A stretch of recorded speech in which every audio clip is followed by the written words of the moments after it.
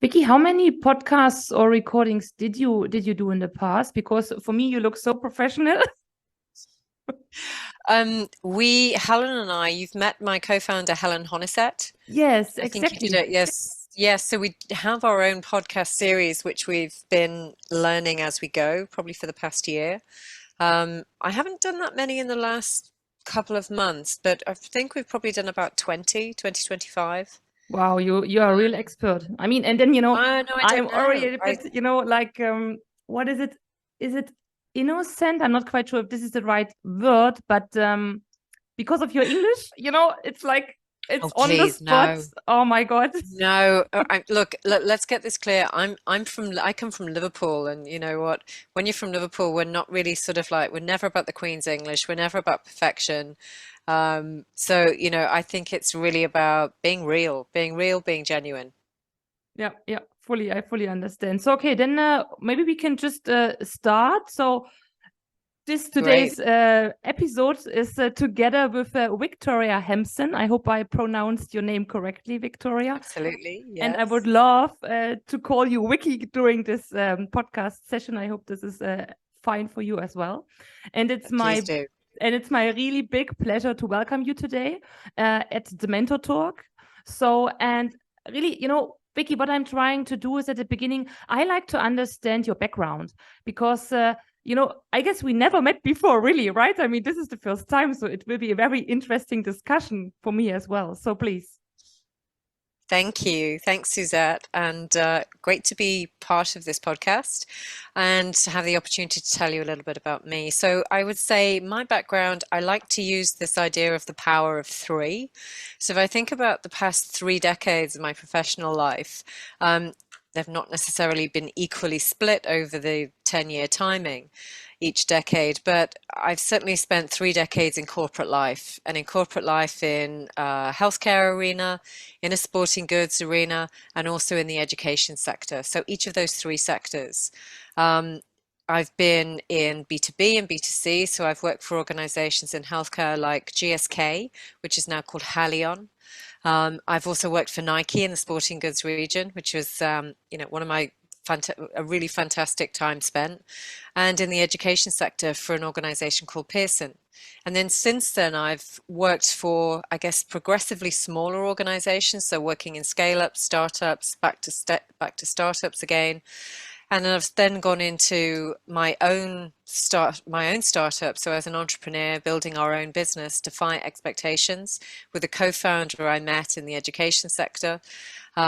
And over the years, we've been able to use our experience, and over that 3 decades of experience, what I've now been able to do is pay that forward as a business mentor. I've been doing that in my time whilst building the business, also working with academic startups, so with the University of Amsterdam, here in Amsterdam, where I'm based, and also starting to work with a number of the accelerator, incubator sort of startups that have been here in Amsterdam for quite some time. And I think essentially it's just being able to take those 3 decades of experience and pay it forward, not just the good bits, but the bruises, the bumps, the trips, the fails, to help others succeed faster. That's essentially what I'm really passionate about. That and great leadership, which is why we founded Defy Expectations. Wow, I'm so impressed already about your background. I mean, what you just mentioned, I mean, this 3 decades, right? I mean, of completely diverse jobs you did. I mean, I was talking with other mentors and they told me that sometimes it's like during your career it's like you are wearing different kind of hats, right? I mean, in your roles. Maybe we can speak a bit about this because I think this is very, let's say, challenging, especially for a startup or a scale up, right? Especially for the CEO. Yeah, I think, you know, I was having a conversation this morning with someone at a conference, and we were talking about the kind of different phases and stages of careers, and how he was told at a really early stage of his more scientific career, he would have 5 to 6 stages of his career. And it's absolutely true. 3 decades sounds like it makes me sound something of a dinosaur, but it's not. I'm really proud to have worked through 3 decades and learned as I've gone in different industry sectors, different maturity stages of different organizations.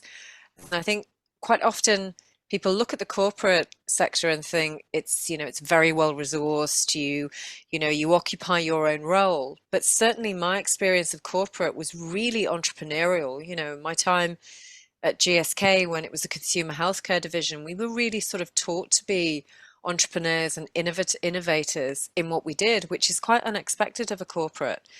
And I think that's stayed with me through my career, and just this curiosity it's been able to generate for me, which at times has to be on balance because, you learn how to both stay in your lane and focus to get results, but at the same time be powered by that curiosity to either improve, be better, challenge, ask why.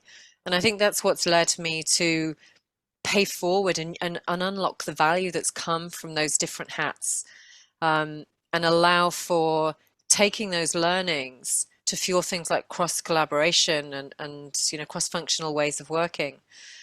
So yeah, I think it's really served me well, that combination of being educated to wear different hats in different environments, having a combination of curiosity and just this desire to make things work and work better. Yeah, amazing.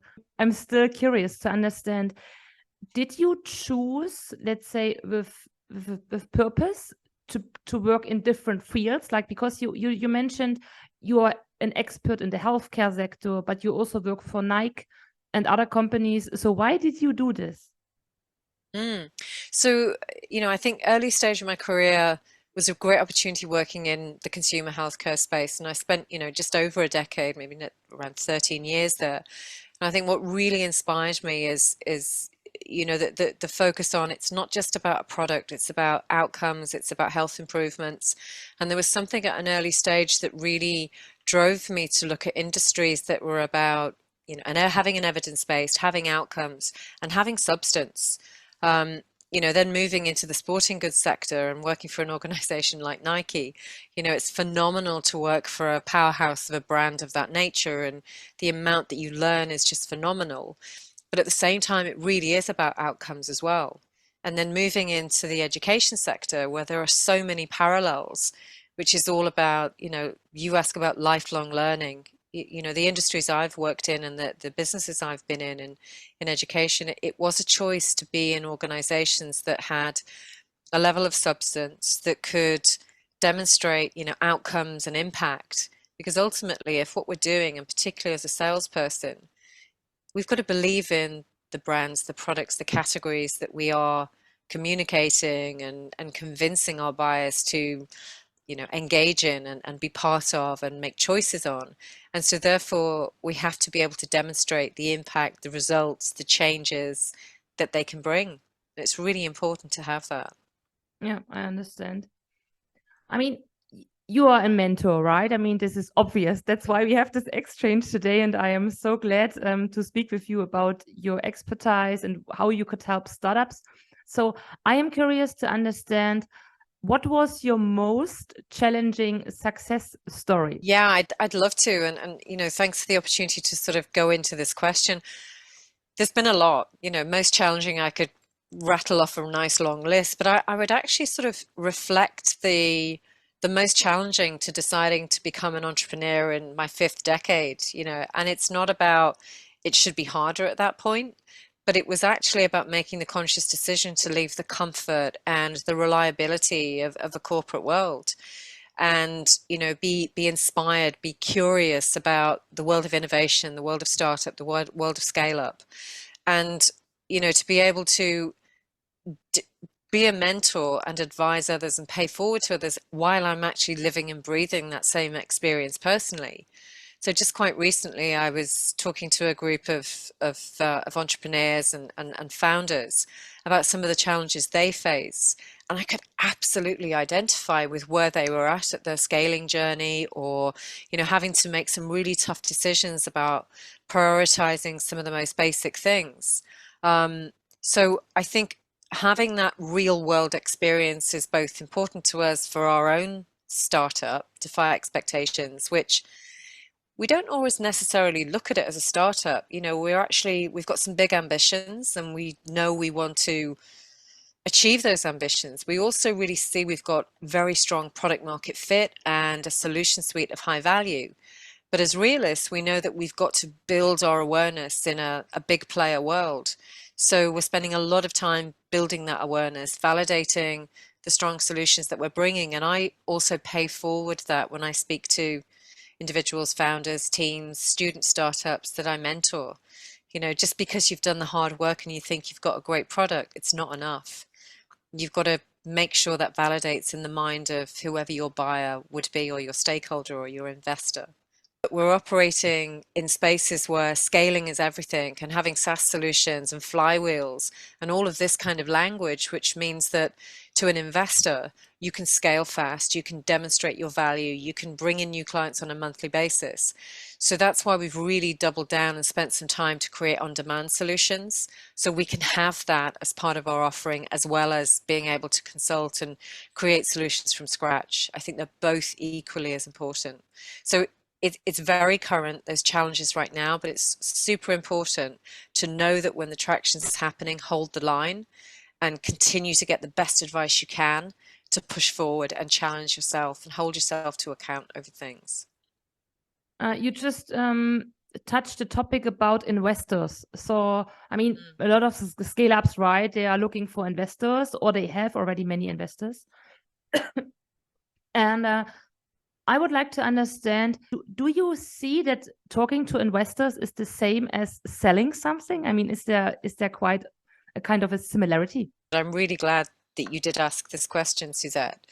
And the answer is yes. And many would disagree and struggle with my answer, because there is a perception for many founders that investors are these individuals on this gilded stage, and they can only be spoken to when the outreach happens, and there's sort of this, I don't know, if you translated that to an emoji, it's the emoji with the starry eyes. But essentially, if we translate this, investors are buyers, and the jobs they need to do are to fill a pipeline and to grow their network, and to let their own investors of their venture funds see that what they're doing is generating opportunities on a constant basis. And when I speak about this, it takes away some of the sort of demystifies, but it also, I then kind of continue with that and say, well, what that means is, when you are talking to investors, you have to have a very, very clear value case, not just a great proposition, not just a great value proposition, but a real value case that is engineered to that specific investors, because not all investors are created equally. And you've got to do the work first to understand, if they were a persona, what motivates them, what gets their head as well as their heart as well as their head, and how can you be respectful of their time. But essentially, how do you get into their mindset and move on their decision-making process? So how do you get to that, okay, so you've got yourself in front of me, how do I get to that breakthrough, and how do I get to that moment of, from the once upon a time story to the happy ending, and that kind of breakthrough moment that sees that progression of decision making that will ultimately get to a commitment and a yes. So I think there is a huge similarity. And I think all too often founder teams get stars in their eyes and get blinded by, what might be at the end of that investor conversation as a pot of money, rather than the process of changing their mindset to get to that yes. So this means if I'm, as a startup, have to speak with my investor, or have to convince my investors, so you would be the right person to help me, right? To get me prepared for such a discussion with my investors. Yeah. Or we love doing that. I mean, I've just recently, I did a masterclass with a group of founders to prepare for how to pitch.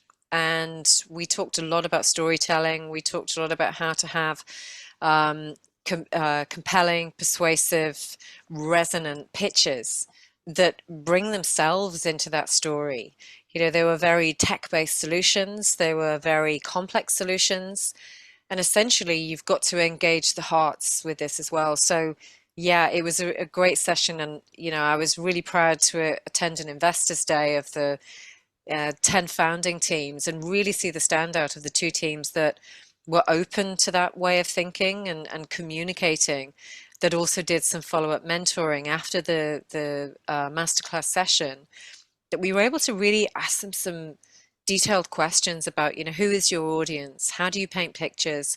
How do you tell really believable stories that can get into the investor buyer's mind and shift that decision making on, but with a beautiful power of story, and allows your brand to stay front and center? Yeah, amazing. I believe a lot of startups are struggling, I mean, of course they would like to, speak with investors, but they are just not prepared. And then they are just like, Yep. time goes by, and if they have an investor and they work with them together, that it's getting, a bit difficult for them to convince to convince the investors at the end, right? I mean, although if they're already working together with them, because Yeah. sometimes you need to explain them as well, I mean, my dear investor, but I have issues with my sales pipeline because the sales funnel is like this and this. So I believe Yep. you have also to learn how to speak with them, right? Yep. You absolutely do. Oh, I could talk on this subject for a long time. I think one of the conversations I had this morning was around really amplifying the concept of trust with the way that one of these founder teams, it's actually already very successful, but to go to that next level, to start really scaling, they really see they need to build trust and validate as a small player in a very big player tech world.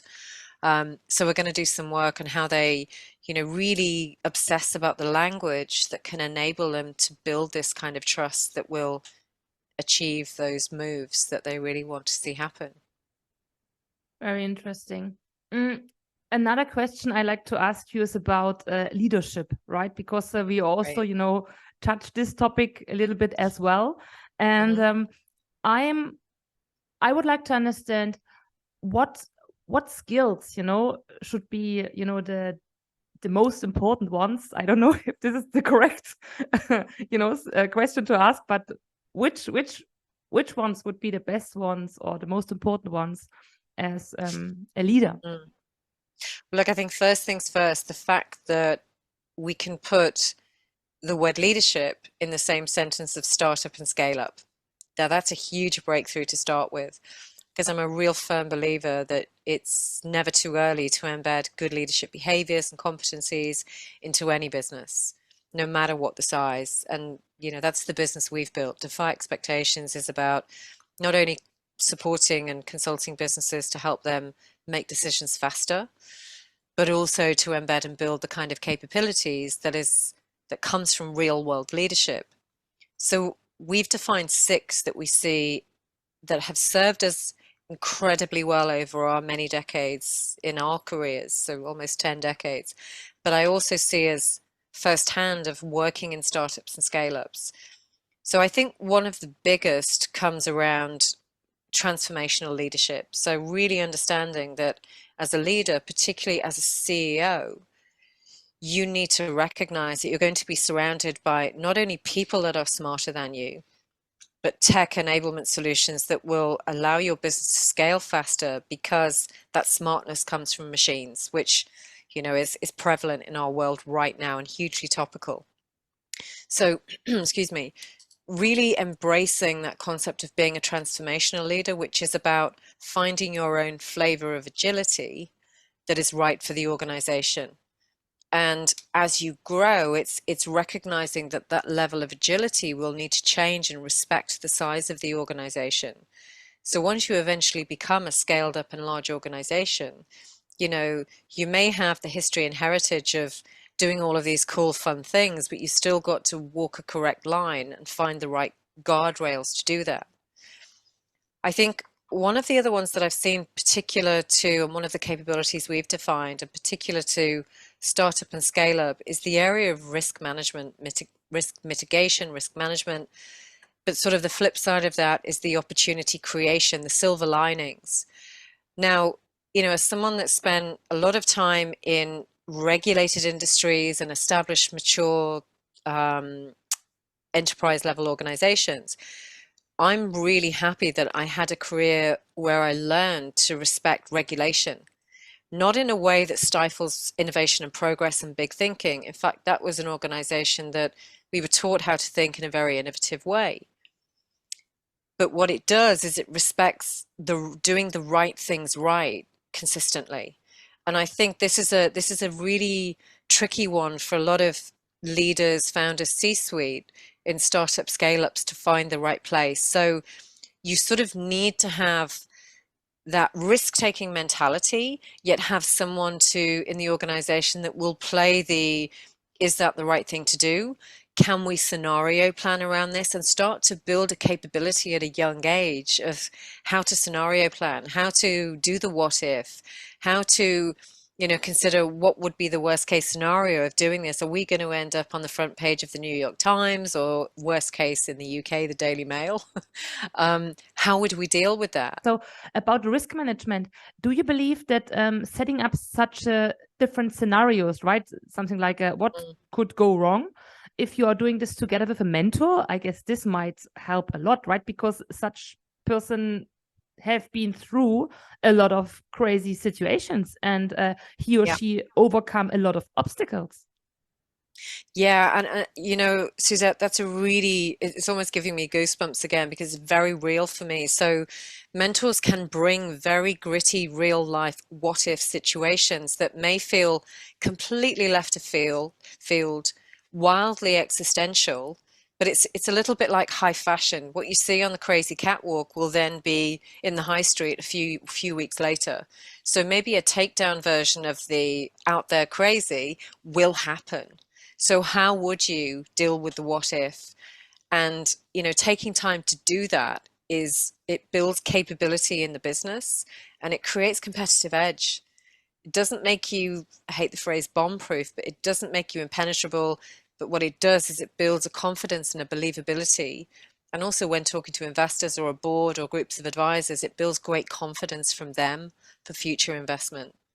Yeah, I mean, making something bomb-proof, I believe this is, like impossible, right? I mean, you have still Murphy's completely. Law, Yeah. What could go wrong? Kind of everything.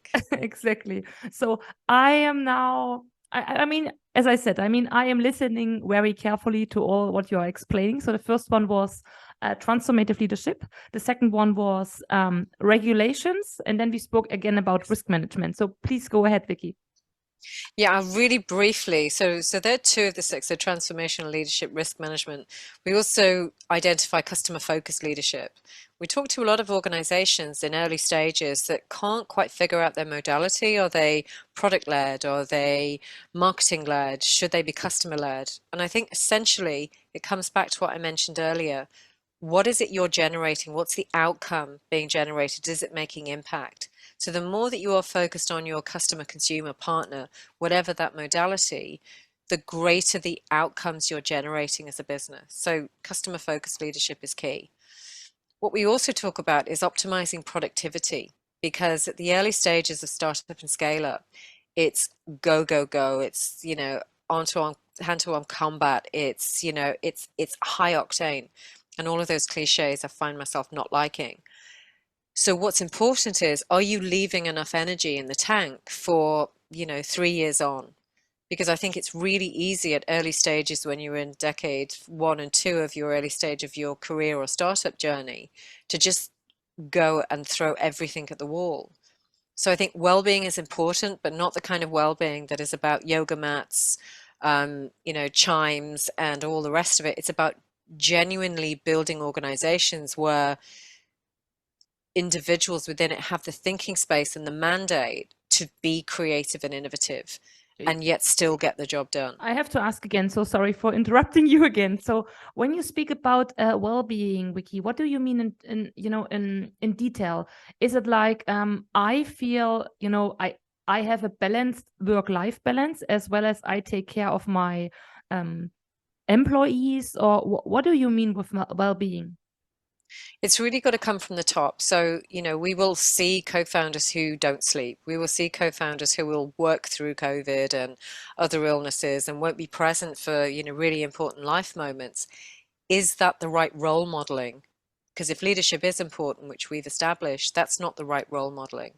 Nor is it fair to oneself to constantly push and not leave any reserve in the tank to fuel on for future as well as the now. So, it really is about making the right decisions to put people in the right places within that organization, no matter what the size, and give them the mandate to do the roles that they are hired to do, but also resource them well, coach them well, direct them in the right way. Now, that could sound like a large organization, but it's really not. It's about being really, considered with that. And I guess it all comes back to having mentors at your disposal that you can bring in to give that kind of advice, to generate that well-being and engagement. And it's not just about a well-stocked bar. It's not about, games and so forth on a Friday afternoon. These are all cliches of well-being. But it's also enabling people to be. It's not forced well-being. It's allow people to be, which is thinking time as well as the doing time, particularly leaders in those roles. Got you. Okay, I guess there is one skill left, right? So yeah, we've talked about the optimizing of productivity. We talked about well-being, and the final one is around creating cultures of openness. Now, there's much This written. sounds very huge. It's huge, and quite often it's easy to say, very difficult to do, but it's about laying the right culture for these organizations that will continue on as you grow and scale. So, doing the right things right, creating trust at early stages within leadership teams and smaller teams, role modeling forward those trusting behaviors, and, communicating as one. But really importantly, I think there's a lot written around things like psychological safety. It has to be real. It's very easy to talk about these theories, but you've got to walk that talk and demonstrate why it would be safe to have opinions around one of the members of the C-suite, why it would be safe to question a new piece of innovation or a new product development or a version 3.0. So it's empowering individuals with a level of trust that it's okay to ask big questions. Rather than just saying it. It doesn't create this cloak of invisibility just because you say you agree with psychological safety. You've got to demonstrate that in the right behaviors. I understand. So all of those six we believe in, we've written about, we create solutions for, but we've also built a diagnostic to be able to allow, a baseline of where are you now in all of these markers of real world leadership. So we knew we had to do that. So we're really happy to have been able to develop that product and to be now testing it and validating it with our clients. Yeah, this sounds so nice. Really, I would love, to work together with you and, to find a startup or a scale up who's really interested in this, right? Yeah, just to try it, right? That's why we are doing this podcast show, and to bring you closer to the startups, and yes, that you can get an exchange with them. You build trust, which is for me, I believe, the most important thing, right? Oh, I so agree with you. Yeah, that would be wonderful. Thanks, Suzette. Great. So my last question to you is, it would be nice if I could ask you about giving an advice.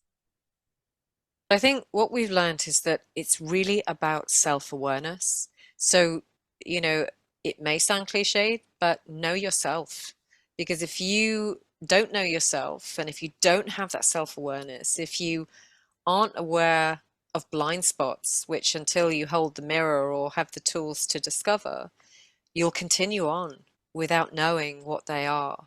So I think one of the things we've learned is building a solid foundation of competencies really makes for a competitive edge, but it's the behaviors that allow that edge to be sharper. And that comes about first and foremost from self-awareness.